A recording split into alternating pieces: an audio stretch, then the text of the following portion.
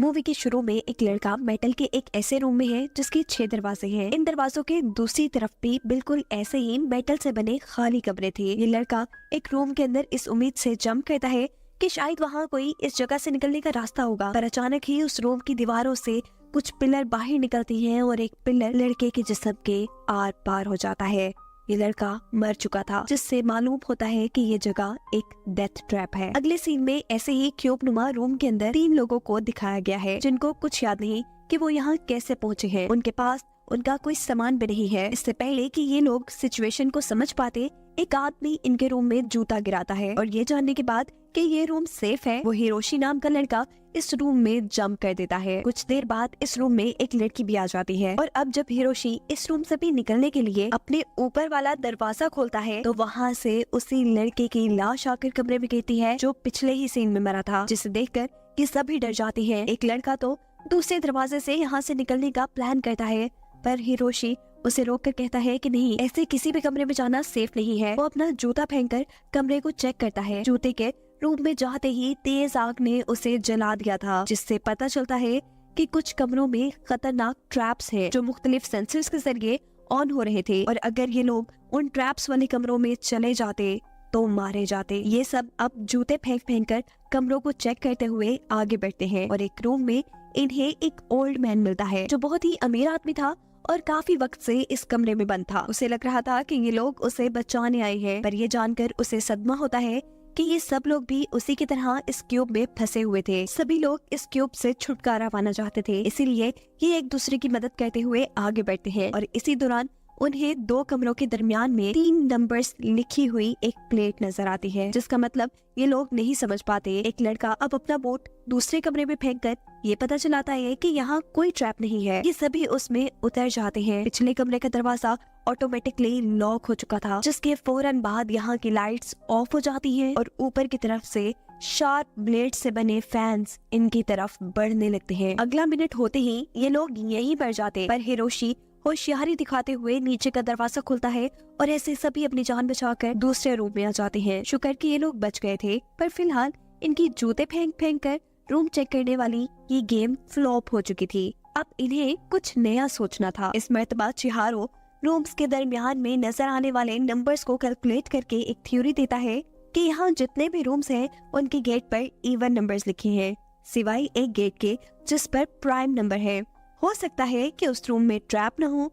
अपनी थ्योरी को प्रूफ करने के लिए वो लड़का अपनी जान पर खेलकर उस रूम के अंदर जंप कर देता है। ओह गॉड, उसकी ये थ्योरी सच निकली। यहाँ कोई ट्रैप नहीं था। अब इसी फॉर्मूला को यूज करते हुए ये एक के बाद एक रूम में जा रहे थे, लेकिन जैसे उनका सफर खत्म ही नहीं हो रहा था, रूम से बाहर निकलने का कोई रास्ता था ही नहीं। आखिर में वो एक ऐसे कमरे में आकर रुकते हैं जिसके साथ जुड़े बाकी सब कमरों की एंट्रेंस पर इवन नंबर लिखे हुए थे, मतलब उन सभी कमरों में ट्रैप्स हो सकते थे। ये वापस पिछले कमरे में जाने का फैसला करते हैं, पर वो दरवाजा तो परमानेंटली लॉक हो चुका था। सब चिहारों को दोबारा कैलकुलेशन करने को कहते हैं, लेकिन सब फ्लॉप था। ये एक एक करके अब सारे रूम चेक करते हैं और इन्हें मालूम होता है कि यहाँ एक रूम ऐसा मौजूद है जिसके अंदर साउंड सेंसर है। ये लोग बगैर आवाज किए उस रूम से गुजरकर दूसरे रूम में जाने का फैसला करते हैं और जब आखिरी लड़का उस रूम से गुजरकर दूसरे रूम में आ ही रहा था तो गलती से उसका जूता साउंड सेंसर वाले रूम के अंदर गिर जाता है। शोर की वजह से यहाँ लेजर ट्रैप एक्टिव होकर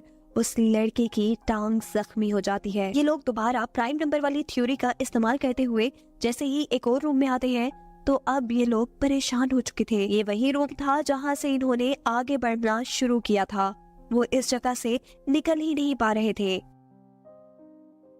चिहारो दोबारा कैलकुलेशन करता है और कुछ सोचते हुए ये लोग इस थ्योरी पर पहुंचते हैं कि जिस जगह वो मौजूद है ये एक क्यूब नुमा जगह है। सिर्फ यही नहीं, ये क्यूब घूम भी रहा है, बिल्कुल ऐसे ही जैसे पजल क्यूब को सॉल्व करने के लिए हम उसकी साइड्स घुमाते हैं।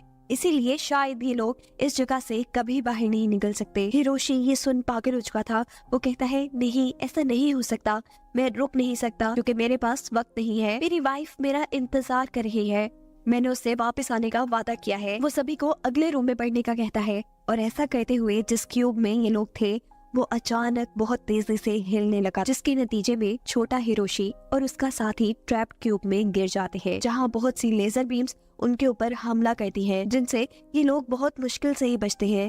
हिरोशी अपने साथियों को बचाने के लिए अपनी जान पर खेलकर उस खतरनाक क्यूब में उतर जाता है। इन दोनों को बचाकर वो सेफ क्यूब में भेजता है, पर उसकी बुरी किस्मत, खुद वो लेजर्स का शिकार होकर मर गया था। उसकी मौत से सभी सदमे में थे।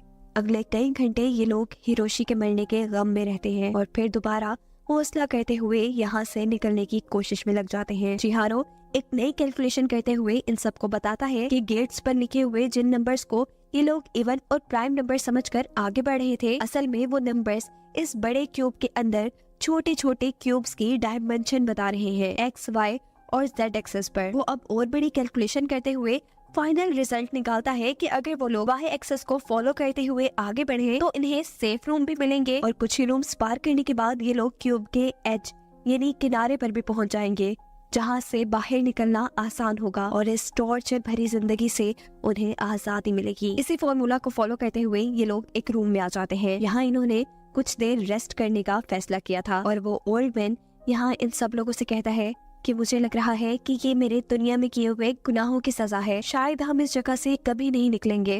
मैंने बहुत से लोगों को धोखा दिया था और ये मेरी सजा है। उसके ऐसा कहते ही ऊपर से लोहे के रॉड्स आकर नीचे गिरते हैं और ये क्यूब 2 हिस्सों में डिवाइड हो जाता है। इस क्यूब के साथ उनकी टीम भी अब आधी आधी डिवाइड हो चुकी थी। ये लोग अब अलग अलग ही आगे बढ़ने का फैसला करते हैं। ओल्ड मैन और शिंजी दोनों को ही मैथ नहीं आता था, लेकिन हार वो भी मानने वाले नहीं थे। चिहारो, वो लड़की और उनका दूसरा साथी अब अपनी कैलकुलेशन करते हुए आगे बढ़ते हैं। यहाँ एक स्क्रीन थी जिसमें चिहारो के साथी को उसके पास्ट की बुरी यादें दिखाई जाती हैं, जहाँ उसके भाई पर दुनिया ने बहुत ज्यादा जुल्म किए थे। वो सुसाइड कर रहा था लेकिन उसने अपने भाई की जान नहीं बचाई। ये सब देखकर वो गम से पागल हो जाता है और अपना सर पकड़कर रोने लग जाता है। चिहारो, जो छोटा बच्चा था, वो भी बनने वाले लड़के की स्टोरी देखकर सदमे में इसलिए आ चुका था क्योंकि दुनिया उसके साथ भी बिल्कुल वैसा ही जुल्म करती थी। दूसरी तरफ शिंजी और वो ओल्ड मैन जूते फेंक फेंक कर रूम्स को पार कर रहे थे और यही वो ओल्ड मैन शिंजी से कुछ बुरी बातें कहता है। वो कहता है कि जवान लोग काफी जज्बाती होते हैं और ये सब सुन शिंजी को गुस्सा आ चुका था। वो गुस्से में बिना कुछ सोचे समझे उस आदमी का सर दरवाजे में रखकर दरवाजे को बार बार बंद करता है और उस आदमी को मार देता है। सीन दोबारा दूसरे ग्रुप की तरफ शिफ्ट होते हैं, जहाँ चिहारो उस लड़के को बुज़दिल कह रहा है क्योंकि वो ना अपने भाई को दुनिया से बचा सका और ना ही मरने से। चिहारो खुद अब बहुत ज्यादा डिप्रेस हो चुका था। वो जीना नहीं चाहता था, इसीलिए वो इस कमरे का नीचे वाला दरवाजा खोलकर एक ट्रैप रूप में जंप करने का फैसला करता है। लेकिन इस मर्तबा दूसरा लड़का अपने गिल्ट को खत्म करने के लिए चिहारो को मरने से बचा लेता है। अब ये लोग आगे बढ़ते हैं और इस रूम में जब वाई एक्सेस पर ये लोग एक दरवाजा खोलते हैं तो फाइनली उन्हें इस क्यूब से बाहर का रास्ता दिख चुका था, लेकिन बाहर बहुत ज्यादा अंधेरा था। वो एक क्यूब रूम को लिफ्ट के तौर पर काम करते हुए भी देखते हैं और इनके ख्याल में यही क्यूब लिफ्ट इन्हें बेस तक ले जाएगी। अब ये लोग एक और मर्तबा कैलकुलेशन करते हैं जिसकी मदद से ये लोग लिफ्ट क्यूब तक पहुंच सके। कैलकुलेशन करते करते ये लोग आगे ही बढ़ रहे थे कि इन्हें अब शिंजी भी मिल चुका था जो ओल्ड मैन को मार चुका था। जब ये लोग ओल्ड मैन के बारे में उससे पूछते हैं तो वो कहता है कि ट्रैप रूम में जाने की वजह से वो मर गया। खैर, अब ये लोग आगे बढ़ते रहते हैं और शिंजी आखिर में जबरदस्ती इन सब लोगों को एक ट्रैप्ड रूम के अंदर ले आता है। उसके जहन में पता नहीं क्या चल रहा था, उसे शायद इन सबको मारना था। इस रूम में आकर वो इन सबको बताता है कि ओल्ड मैन को भी उसी ने कत्ल किया था। इस लड़के से डरकर चिहारो और वो लड़की एक दूसरे क्यूब में चले जाते हैं, जबकि उनके दूसरे साथी को शिंजी बहुत मारता है। वो लड़का पूछता है कि तुम आखिर मुझे मार क्यों रहे हो, तो शिंजी बताता है कि वो बस अपना बदला ले रहा है उस चीज का जो दुनिया वालों ने उसके साथ किया। वो एक लोकल शॉप पर काम करता था जहाँ उसके मालिक के साथ साथ वहाँ आने वाले सभी लोग उसकी बहुत बेइज्जती करते थे। इसी चीज ने इंसानों के लिए उसके दिल में नफरत पैदा कर दी और यही वजह है कि वो ना अब खुद जीना चाहता है और ना ही दूसरों को जिंदा देखना चाहता है। शिंजी अब गला दबाकर इस लड़के को मारने ही वाला था, लेकिन आखिरी वक्त पर उसे अपने मरे हुए भाई की याद आती है जिसे वो बचा नहीं पाया था। वो अब हिम्मत करता है और अपने आप को बचाने की कोशिश करता है। इससे पहले कि वो शिंजी की ताकत के आगे खत्म हो जाता, इस ट्रैप रूम में से ऊपर से कुछ सलाखें आकर शिंजी को ही लग जाती है और शिंजी मर जाता है। चिहारो और वो लड़की दूसरे गेट पे खड़े ये सब कुछ देख रहे थे और शिंजी के हाथों बचने वाला ये लड़का अपने दोनों साथियों को इस कमरे से बाहर निकालते हुए अपने आप को इनके लिए कुर्बान कर देता है। फाइनली चिहारो और वो लड़की लिफ्ट क्यूब तक पहुंच चुके थे, लेकिन चिहारो सदमे में था। उसके साथ जितने भी साथी थे वो पीछे रह गए थे, कुछ मर गए थे। ये लड़की उसे सहारा देती है और कहती है सामने देखो, जहाँ से बहुत तेज रोशनी आ रही थी। इसका मतलब था कि चिहारो इस क्यूब की एग्जिट तक पहुँच गया था। वो फाइनली इस टॉर्चर क्यूब से बाहर निकल गया था। चिहारो पीछे लड़की को देखता है और लड़की उसे कहती है तुम जाओ, आगे बढ़ो, अपनी लाइफ जियो, मैं बाकी बचे हुए लोगों को ढूंढने के लिए यहीं रुकूंगी।